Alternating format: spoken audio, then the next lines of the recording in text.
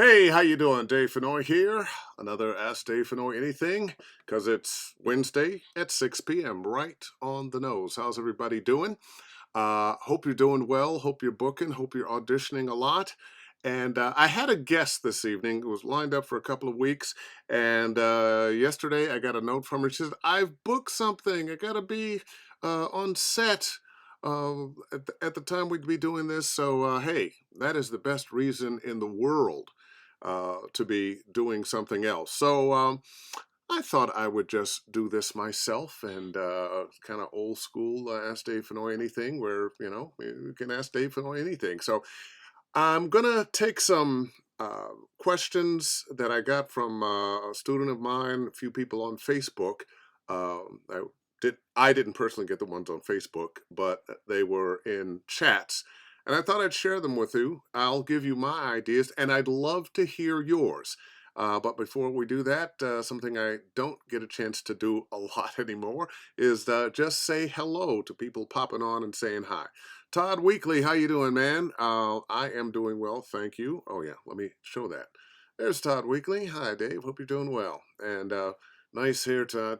Nice hair. Let's see. Oh, there's Sarah Tyndall. Hi, Dave. So glad to be here. And guess I'm going to give you a plug, Sarah. Uh, because from time to time, when I stop by your page or one of your posts pops up on my page or on my news feed, you are always sharing so much great information from a variety of people who are thought leaders in voiceover, and you do a fabulous service, and I think you should be applauded. So there you go. Let's say hello to Daniel Marion. Hey, Dave, how you doing? Nice hat, nice beard. I trimmed mine up today. But as you come on and say hello and hopefully respond to some of the things that I'm going to pop up here. And I'm going to pop one up right now. This I got from a student of mine. Hope you can see it on your screen.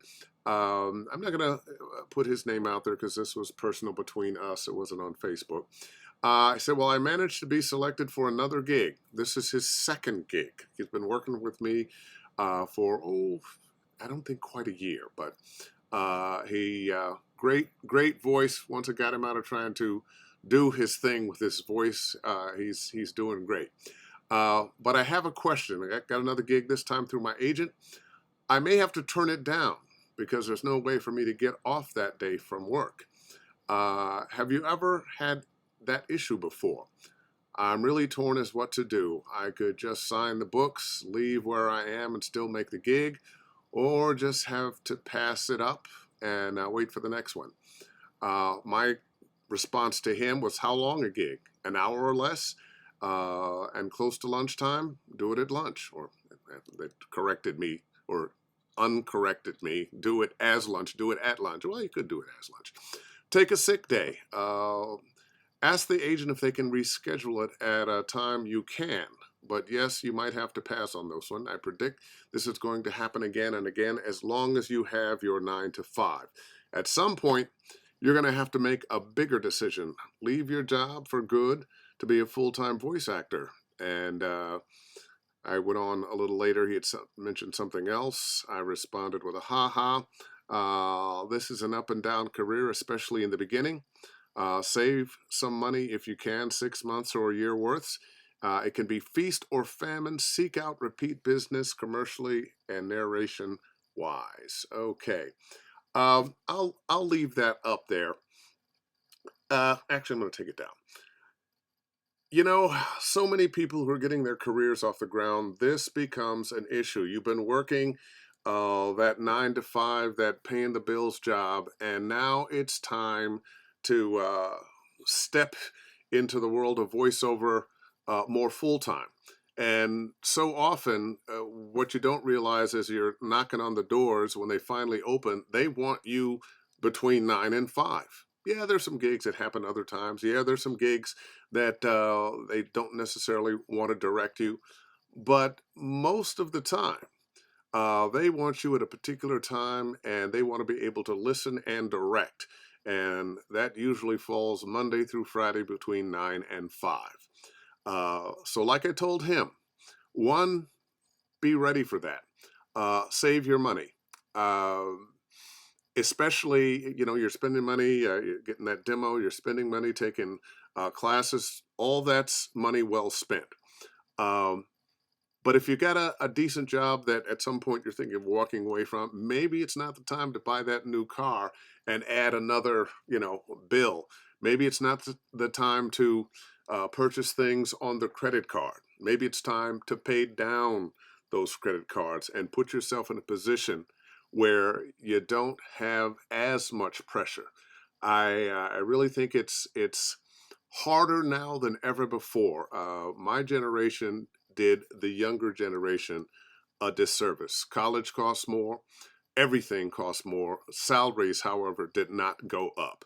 Uh, so I know how hard it could be, but that doesn't mean it's impossible. So save your money and plan for that day when you have to take that leap of faith and say, you know what?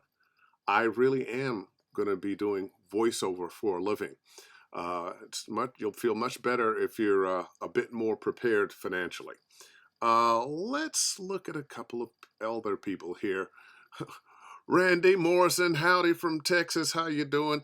My buddy Randy has called me like 5 times in the last week, and I haven't been able to get back to him. I'll get back to you tomorrow, Randy.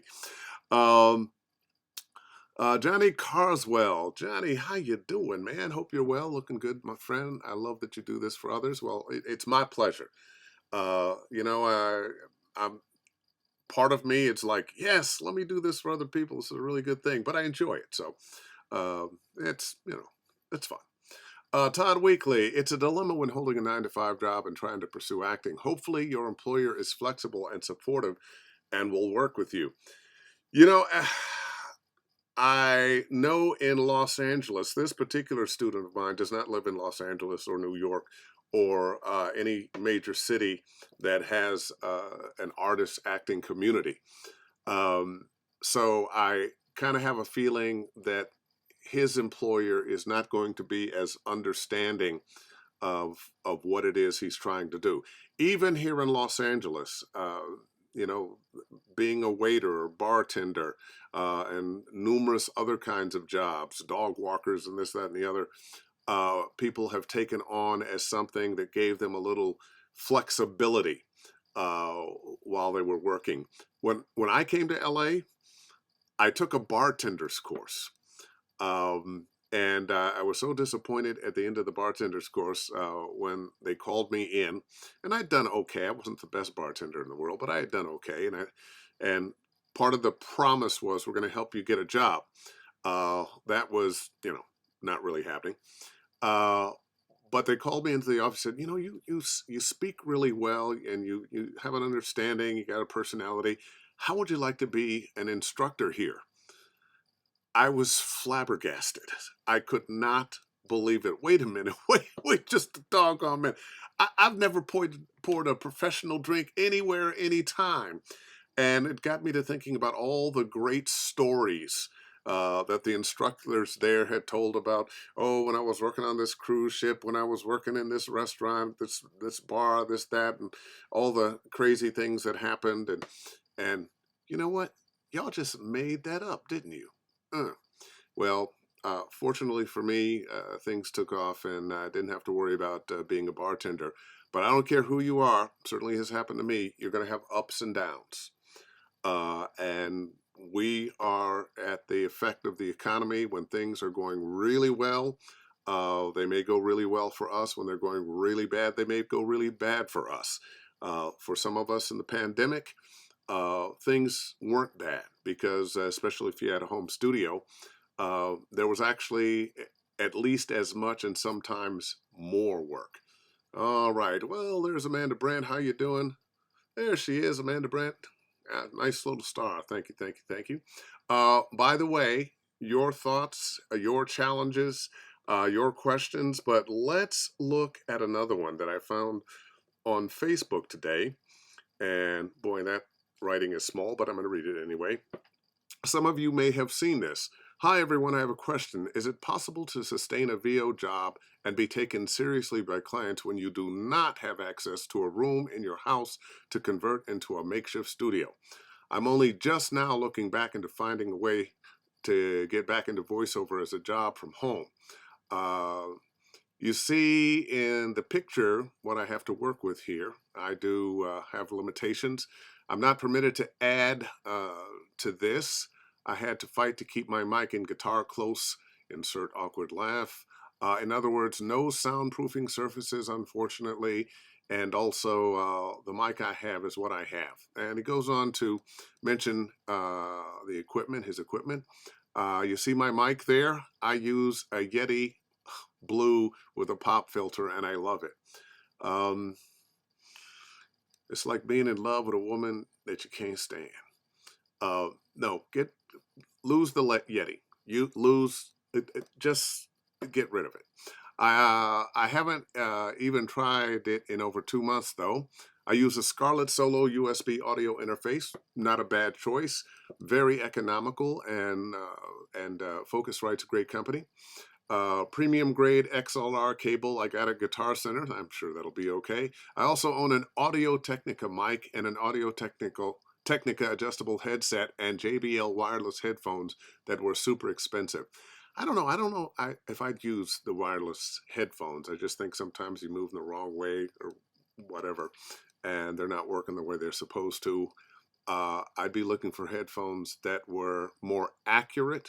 A lot of times, the consumer headphones are pumping the bass a little bit, trying to make your music sound good, as opposed to giving you an accurate idea of what the music or you sound like. I'd swap out that Yeti Blue for that Audio Technica microphone, especially if it is a condenser microphone. If it's not, well, forget it. But if it's Audio Technica condenser, I forget what the numbers on some of those are, but I would try that. In the software genre, I'm adept at Audacity. Well, it's free, price is right. Any ideas on how to improve my audio quality without converting a room with soundproofing and greatly appreciated. P.S. Just to clarify again, I cannot install soundproofing surfaces around this studio, unfortunately. Um, well, that is really kind of a dilemma there. Let me turn that off. Well, what I recommended to him was something that's very controversial: the Chaotica eyeball.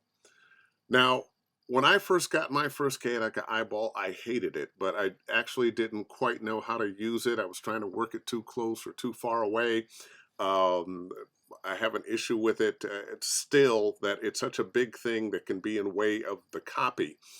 But when you use it the way you're supposed to, that your microphone is, about that distance away, even inside that foam ball, it works really well. It does keep sound bounce from hitting that microphone. I think they're a little expensive at about 250 bucks for a ball of foam, but they work. They work, and I would recommend to that. And I noticed a number of other people made that as a recommendation. Let's see. Oh, Raul Aldana, how are you? For those who don't remember, Raul is the dubbing master. And he and his company are dubbing all kinds of programs from one language into another. We've had him on. I'm hoping, Raul, that I can get you on again, and I appreciate you stopping by to say hi. Let's see. Man, the person sounds like a real good fit for the Rode NT1A. I'm going to correct your spelling here, Amanda. The Rode is RODE. But hey, you know what? I wouldn't be surprised if autocorrect did that instead of you. But yes, the Rode NT1, I have to say this with the idea, I've never had one. But I have used one, and where I used it was recently in one of the studios that I work in here in LA. It was the first time I saw it. I think I made comment at the time that, whoa, there, there's an NT1 in a professional studio. Well, that's going to say a little bit about the kind of quality they actually have. It's a very good mic, if not from my using it, except in that studio, from everything I've heard from all the people I know who do use them. People who are working all the time have much more expensive mics, and also, but give a thumbs up to the Rode NT1. Um, and in that vein, I'm just going to say there are a lot of mics out there. A lot of them are good, but instead of having headaches about, oh, what do I pick? Which one's best for me? Most of the time, uh, a decent mic is a decent mic is a decent mic. And what people are really hearing isn't the mic, they're hearing you, they're hearing your performance. I don't think the difference between um, the entry level mics are that different that that's going to make the difference in your career. I'd spend more time worrying about my read than the mic. Does that mean don't get a good mic? No. Uh, I certainly don't recommend the Yeti. It's okay for your podcasting, but not for voiceover.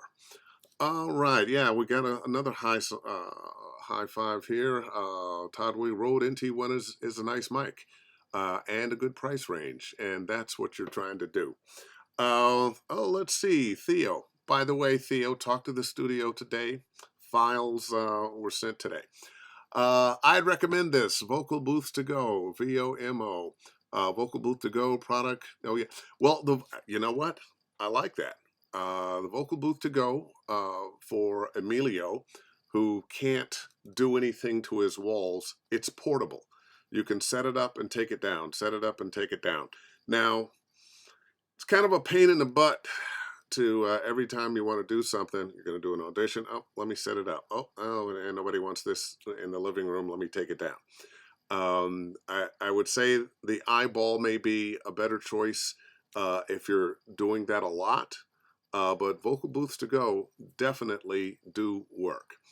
All right. Oh, let's see. Johnny Carswell. That's a great lesson. Yes, good mic is important, but it's more important about your voice and how you project the copy. I'm a tennis player, or used to be. Haven't been on the court in a while, but I remember being on the court and you miss a shot, and what do? You look at your racket. It wasn't the racket, it was me. If you're not booking, it's not the mic. And a better mic doesn't mean that you're going to book. A better mic is a better mic, but if you're not touching people here and here, doesn't matter what the microphone is. Amanda Brent says, I use the 103 or 416 in my booth for Zoom calls in my office that I don't use for recording. It's the NT1. Okay. Oh, yeah. Okay. So, wow, your setup is very much like mine. I've got a 416 that I use most of the time and a 103. In my booth, I can switch back and forth between them with a click of a button. And I'm using today, I'm using, can you see that? Yeah. Little Neumann 102, cute little mic. And because I'm going directly into my computer, I have it connected to a Shure, what do they call this thing? The X2U. It's a little interface from XLR to USB that has a little gain and volume on it. It doesn't cost too much, about 80 bucks or so, and works really well. For this, I wouldn't try to do a job sitting here doing this, but works great for Ask Dave Fennoy anything. Ooh, Lewis Jack, what's going on, man? Hi, Dave. Question. In VO copy, am I supposed to read the bottom line that says legal? Thanks. Often you are. Often you are, especially, it's a banking thing and they remember FDIC or, batteries not included or whatever it might be on the bottom there. Very often they are expecting you to do that. And doesn't hurt if you do, even if they don't want you to. Uh, I think they'd be much more likely to go, oh, the guy didn't put the legal on. Everybody knows you should put the legal on. Clearly, everybody doesn't. But if you put it on and they didn't need it, the guy put the legal on. Well, he didn't need to. It's okay.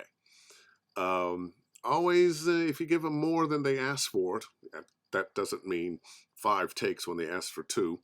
But if you give them more than they ask for, I don't think it hurts you. Um, all right, let's look at another one. Oh, let's see. Sterling Brickhouse. So what's the best way to build up one's resume? I've heard that audiobooks are one of the best resources that I could use as a start. Have all the equipment as far as I know, just need the resources now. Also, what do you guys think is the best beginner audio recording software to use? I'm familiar with Audacity, but that is about it, sadly. Thanks for the inputs in advance. I'm going to go back over a couple things there. Working backwards, what's the best beginner audio recording software to use for beginner? Beginner audio recording software. I really don't think there's any such thing. Audacity sounds as great as Pro Tools, sounds as great as any other recording program. If you're Mac based, I would definitely send you to Twisted Wave. It's a DAW that's designed for us as voice actors, um, but any of them will do that are easy to use. You're getting a lot more than you need with Twisted Wave and a few others. So, or not Twisted Wave, I mean Pro Tools. I've heard, and now this one kind of got me too. So, what's the best way to build up one's resume? I've heard that audiobooks are one of the best resources that I could use.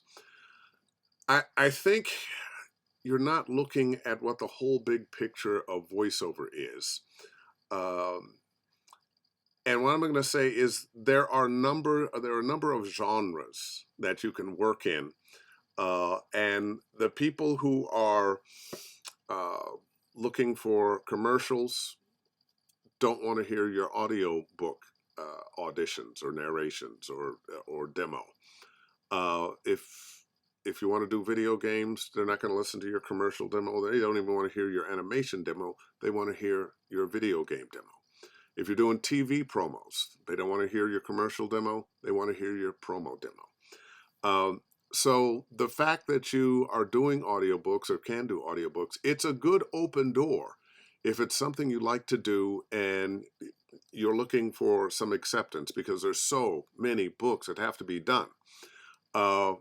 But don't think just because you're doing audiobooks that credits in that are going to translate into credits for other areas of voiceover. Definitely give you some experience. My suggestion would be what are the things in voiceover that you like to do? If you like doing the audiobooks, fantastic, do it. But figure out the other things. Are there other types of narration that you want to do? Do you want to do some e-learning? Do you want to do corporate narr? Do you want to do explainer videos? Those are all areas that you may be able to do on your own, find your own business for. But don't think that one genre is going to open the door of another genre. Let me pop in here and see who we have here. Sarah Tyndall. Anything you think about recording in studio for games versus commercial or other genres? I may be my friend's first time performance game. I may be my friend's first time performing game. Okay, I'm not sure I understand that last little bit, Sarah. I won't say there's much unique. Well, I will say there is something different about commercial and video game. Commercial, the dynamics aren't nearly as broad. For commercial, typically, you're not shouting, you're not whispering, you're doing one or the other, or mostly in between. So pretty much they set the level. Does that mean there aren't exceptions? No. Sometimes you're playing a character in a commercial that you might shout and you might whisper. I'm sure that happens. But more often than not, levels remain pretty clear and pretty simple. Video games, we go from a scream to a whisper. Maybe I should have said whisper to a scream, like that. So the dynamics can be really difficult. we really appreciate a good engineer that has a script and an understanding of, oh, he's whispering here, and by the time he finishes that sentence, he's going to be here. So they can handle the dynamics of that, whether it's with limiting or with writing the knobs. So there is a big difference there. Uh, since the pandemic, have done a lot of my own engineering, doing gigs for video games in my house. I won't say it's a burden, but it's another added job. And when you are acting and trying to be an engineer, just takes your mind a little bit away from the thing that I'm most interested in, which is the performance. So if you have to engineer yourself on a video game, make sure you're paying attention. The last thing in the world you want to do is do the whole thing, come back, and now you're going to normalize and you realize, oh, I've got real chunks of this that are just distorted because my levels were off. Don't want that to happen. J. Horace Black, interpretation of copy is key. If you buy a Formula One race car, it doesn't mean you're skilled or able to race competitively. So buying an expensive mic doesn't mean you're good or that clients will be seeking out. Okay, let's put it over my face. Seeking you out because of your equipment. We have to be great actors. Wow, I could not have said it better myself. Thank you, J. Horse. That would definitely be my message. Tony Valera, one of my buddies from back in the day at KSOL 107.7. How you doing, Tony? That your kid? Oh, man. Of course, I know it's been a while. I was a jock there in the 80s. That could be your grandkid. Good to see you, too. Sarah's back. Oops, pressed enter too soon. Maybe my friend's first time performing a game character in a studio. That's a lot to add if it's your first time in your own studio. But, it can be done. I'll bet he'll be okay. Let's see, Franklin Miller Baum, Indiana is listening.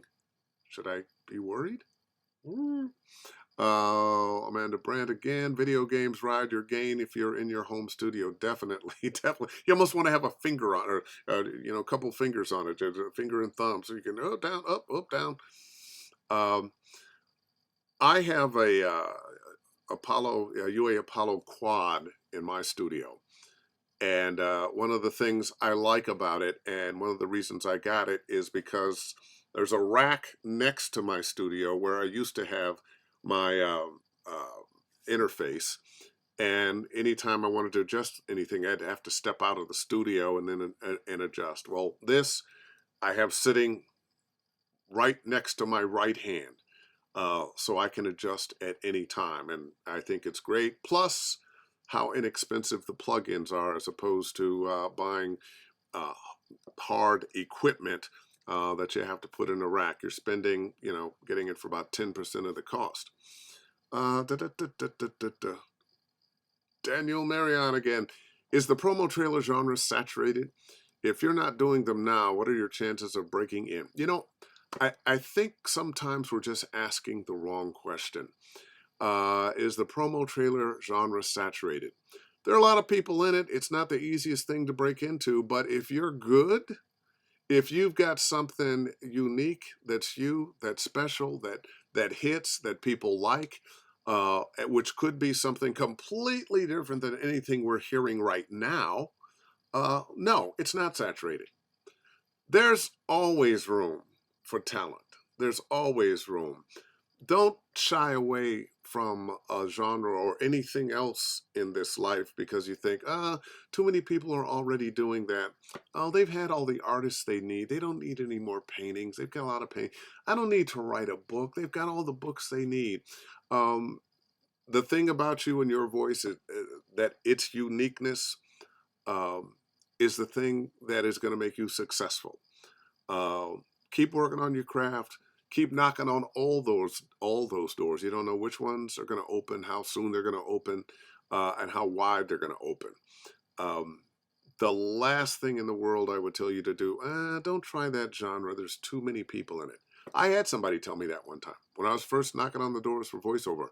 Um, uh, I had a broadcast producer from a major agency, uh, not talent agency, but advertising agency. No, we got enough people in voiceover. We got enough people doing that. We don't need any more people doing that. Crazy, right? Crazy. Don't let anybody steal your dream like that. Tremaine Kendrick Mosley, the voice of the Raiders. Let's see. What did you say? I had a very important question. Series 3 or Series S? LOL. Love you, Dave. Um, are we talking Series 3 or Series S with the UA Apollo? It's the latest one. If that's not it, tell me what it is. Series 3 or Series S? I'm missing something. I'm missing something. Trey, come on back and tell me what it is you're talking about. Todd Weekly, if an audition for if an audition you still got me. What's it? Tesla. Oh man. Okay. Okay. I was in Vegas. Todd, I'm gonna come back to your question. I was in Vegas this weekend teaching at Melissa Motz's The Voice Actors Studio, and drove up in the Tesla. And I have the Series 3, not the S. Um, I'm thinking about doing an S, but right now the dual motor 3 with navigation is plenty. It's the fastest, quickest car I've ever driven, and I just love it. And but you know the S would be just a little bit faster. You know us guys where. Anyway, back to see. I was so into voiceover, I wasn't even thinking about it. I should have picked that up like that. 3 or S, yeah. Todd Wilkie, if an audition from an indie video game asks for hourly or per line rates, what is reasonable? I know there is the VO resource guide and SAG-AFTRA rate sheets for union gigs, but what about non-union rates? I would still base my rates on the union. We're talking about 860 or so for union gig, and then we, depending on the sales of the game, we'll get bonus payments. What I see that I think makes sense in non-union is like 250 an hour, a guaranteed 2 hours, um, and then you end up with a rate that is it's just about the same. Um, so I'd say 250 an hour. Does that mean they're all going to be paying that? No. I was talking to somebody the other day that said, they're offering me $50 an hour. And this is somebody coming from, a civilian job into voiceover, and $50 an hour seemed good. But there are certain jobs, if you are a nurse, a secretary, somebody who punches a clock and you're there 8 hours a day, a little bit of a lower wage makes sense. If you're somebody who may not be working every day, whose work is highly skilled, and this is not to say that those other jobs aren't highly skilled, but highly skilled in that you can do something that's going to last for weeks, months, years in just a short period of time. You should be paid for your talent, your session fee, and usage. And that's what a lot of people don't understand is, well, you were here 10 minutes, man. Yeah, but you're going to be using this thing for X number of months, X number of years. So, yeah, I would say minimum 250 an hour, 2 hour minimum. Let's see. BZ Collins, what's up, man? Stop by to say hi. I pray you're doing well, champ. Take care. I am doing fantastic.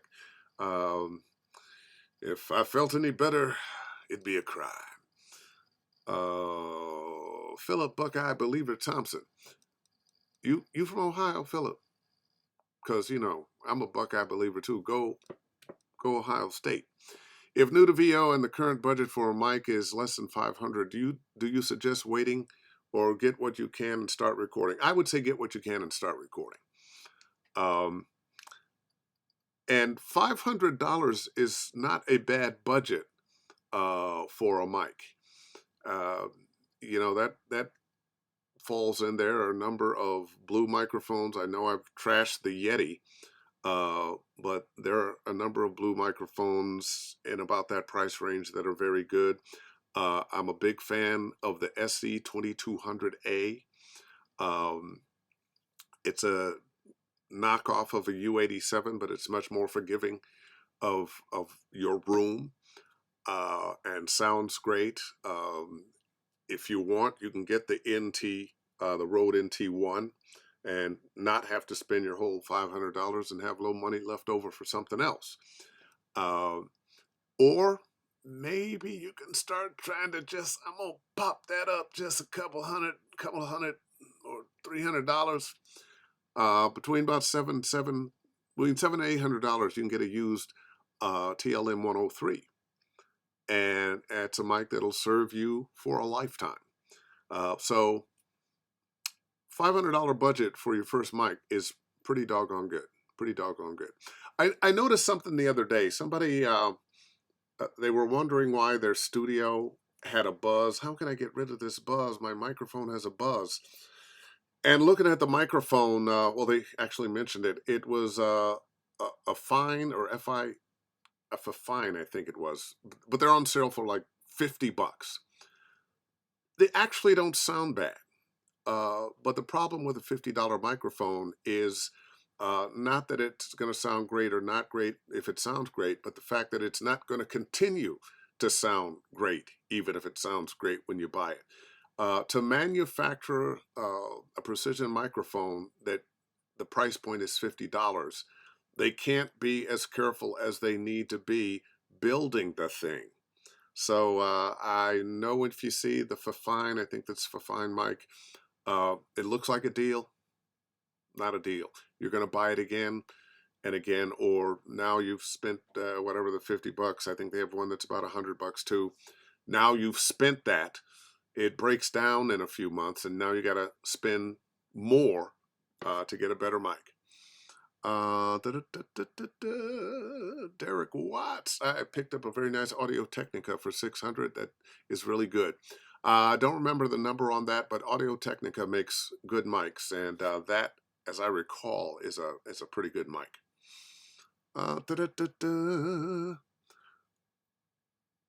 I had another thing that I was going to bring up. Was that it?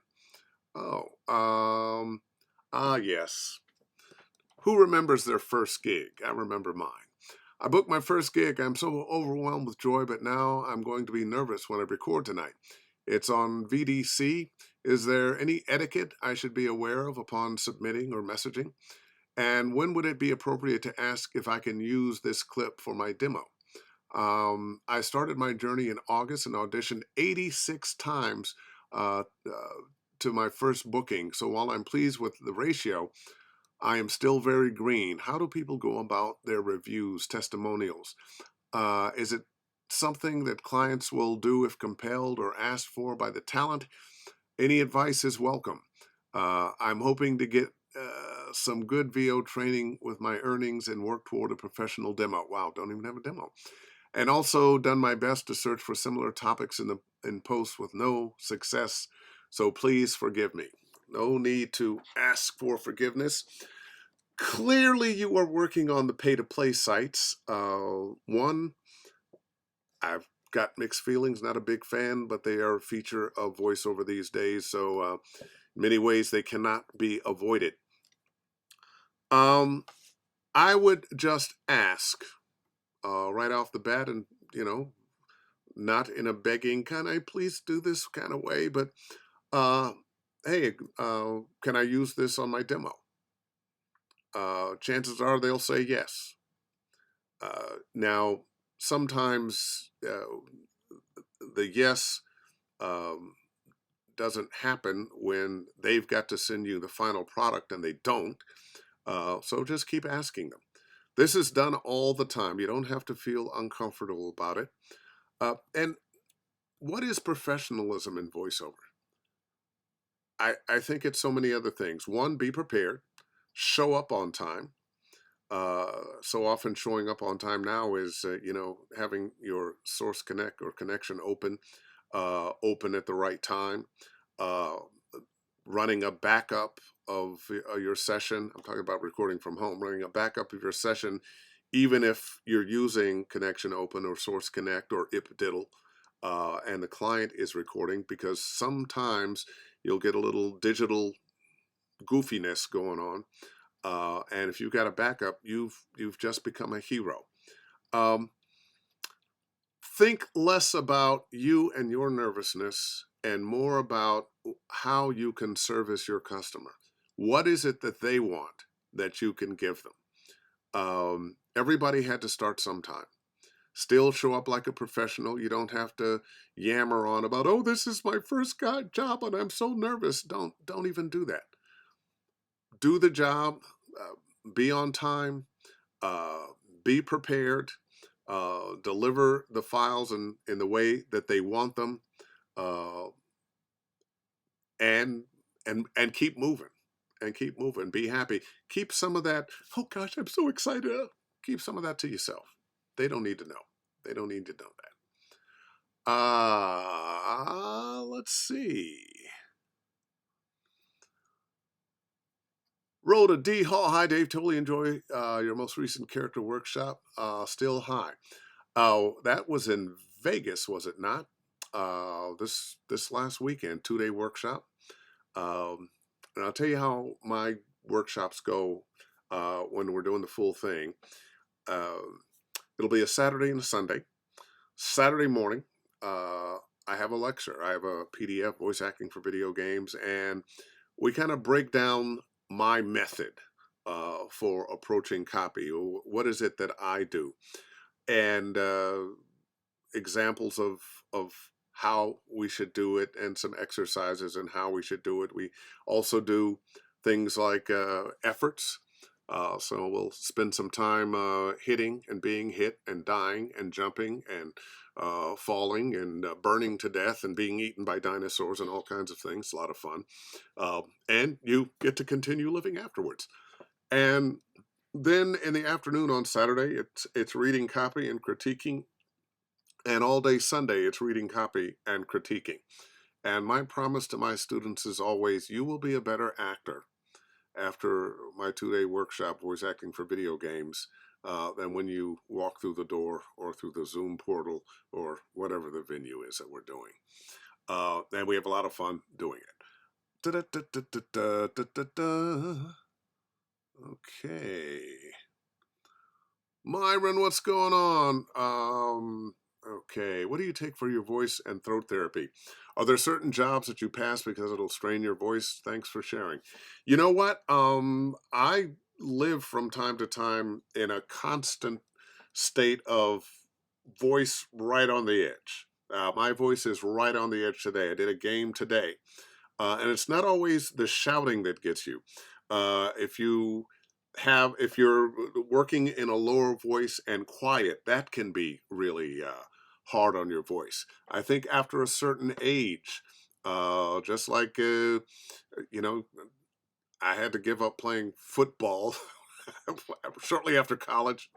One, because the pros weren't going to take me. But I played flag football uh, until I was about 40. And I used to be really good. And then I realized, wow, um, that other gear that I used to have, it's gone. And if I have a really good game the next day, it's hard to walk. And I got injured a couple of times, messed up fingers, and dislocated a shoulder. And I finally decided, you know what? It's time to give football up.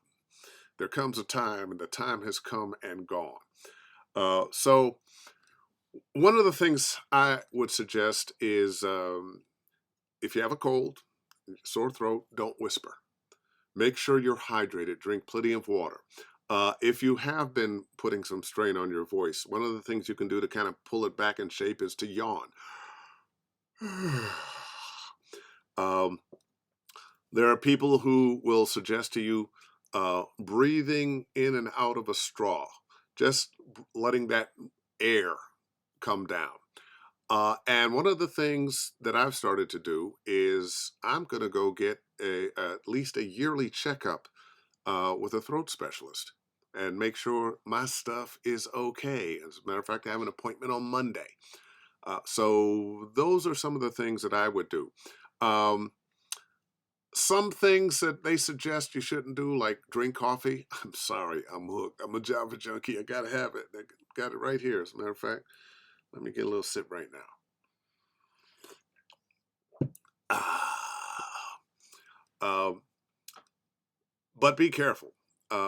When you've overused your voice shouting or whatever, be quiet.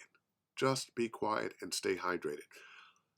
Few things work better for me than a tea that I make with no tea. It's lemon juice, I squeeze from a lemon, and manuka honey and hot water.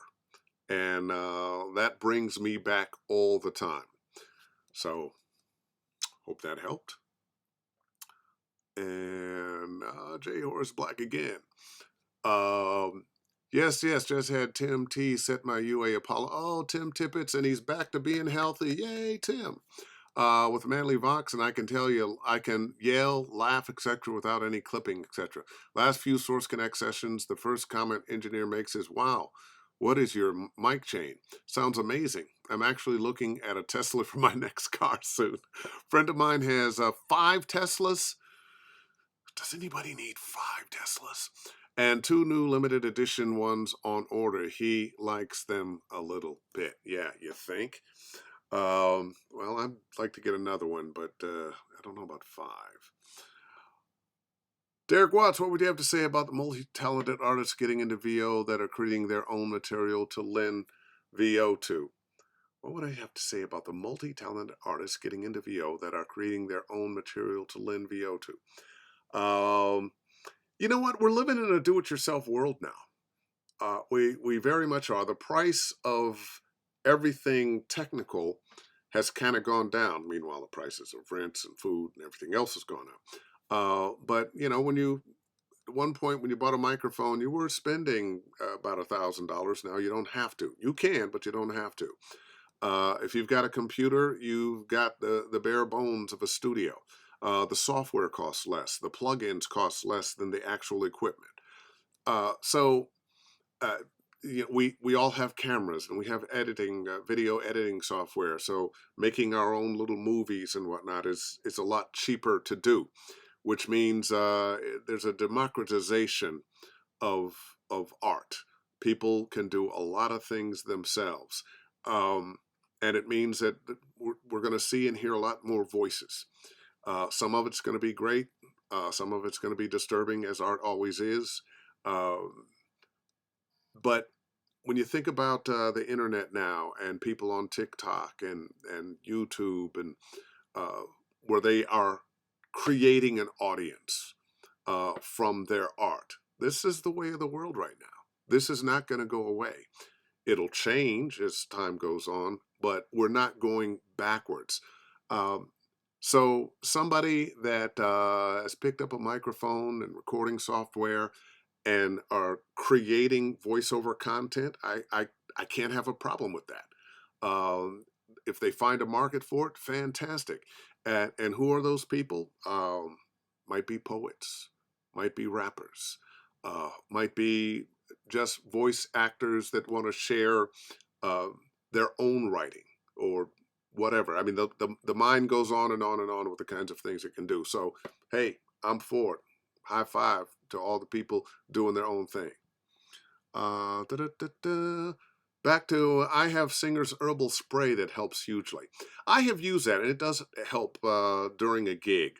I think the best thing once you've kind of ragged up your voice is to shut up. Is to just take it easy. Uh, Da, da, da, da. Todd Wickley, I heard a lot of voice actors rave about honey, loquat syrup, or lozenges to help soothe. Won't heal things faster, but can make things feel better. And you gotta, I have loquat and I use loquat. I am not using it as often or as much as I used to. Um, when I would have difficult sessions in outside studios, it would always be there. And it's the kind of thing you can take a teaspoon of that loquat. I'm not a fan of the lozenges because of the sugar, but take that loquat syrup and coats your throat and soothes it, eases it, um, and you can jump back in there. The bad part about that is because it coats your throat and soothes it, you can do even more damage because it doesn't feel as bad as it did. Pain actually is a warning signal. You feel pain, it's telling you, stop doing that. Something's wrong. Stop.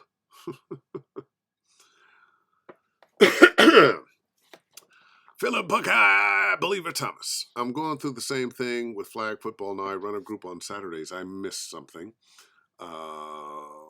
Let's see. Oh my God, I'm coach. Okay, yeah, that was a conversation going on within the conversation. I should have read that before, but it looked like it was going to be interesting. But Manuka is a miracle. I tell you, honey is one of the best things in the world. Go bees, go bees, and honey that is not pasteurized. Uh, I'm going to use honey for the rest of my life, but two kinds: one, Manuka, and two, anything unpasteurized that's local. If you have allergies to pollen and whatnot, honey from your area that has the pollen in it from the things that you're probably allergic to, that helps you get over the allergy, and just kind of centers you in the area you are with the flowers and the pollens and whatnot that are around. So honey's a good thing. It's the only food that doesn't go bad. They have found ships in the Mediterranean from ancient Greeks that had canisters of honey. They popped it open, and guess what? The honey was good. All right. Da, da, da, da. Meanwhile, back to making our own stuff. Todd Weekly says, I've started making my own VO videos between gigs just to be creative, trying to hire aspiring animators within my limited budget to help lift them up. And guess what? Uh, there are a number of projects I've seen from voiceover buddies of mine who had an idea for a character and an animated project, and people getting together, working together, writers, animators, voice actors, and creating a thing that they're all working on for free, that they're all invested in. Their time is invested, and it could go. I've got some buddies that a couple years ago raised about $8 million for a cartoon series. I haven't seen the series yet. Um, so a lot is possible. Some of our biggest, newest stars now showed up from putting something together themselves. Doesn't always work out great. I know in video games there have been a lot of social media experts, stars, influencers, if you will, uh, who game companies have hired because, oh, they've got X million followers. Great, they'll love our game. But the people weren't good actors. They couldn't take the words off the page. They couldn't bring the characters to life, and they ended up wasting a lot of money that they paid to these people who were supposed to help them that didn't help them at all. Uh, Truly, truly, truly, talent is going to win out. You might not always be the best paid, the most paid, but talent will always work. Talent will always work. The best musicians I know aren't the richest musicians I know. The stars, some of whom are fabulous musicians, don't get me wrong, and fabulous singers. But the best musicians are those musicians that can show up and they play any style. They fit right in the pocket of the band. When it's time to solo, they can solo, but they know how to be a part of the group. In so many ways, we are cogs in the machine. If I'm playing a part in a video game, I'm not trying to be the star of that thing. I'm trying to play the character that moves the story forward. Those kinds of things will make you a star. But what your mindset needs to be is, I'm going to play this character as believably and honestly as I can. and all those other things will come. You know what? We're going to take a couple more. What did it? Todd Weekly again? Yeah, a friend of mine recommended I use Patreon to help fund stuff. Yeah, yeah, that's not a bad idea. You know, I think I'm going to wrap it up. I've had a long day, and I've got a long day tomorrow. Uh, the video games are being very good, but also I'm doing some commercials and some TV promos. There's going to be some kind of Disney thing you're going to hear very soon. So, in the meantime and in between time, we're back again next week. Ask Dave Fennoy anything. Haven't lined up a guest yet. Hope to between now and then. And you keep doing what you're doing and book something, okay? All right. See you next week.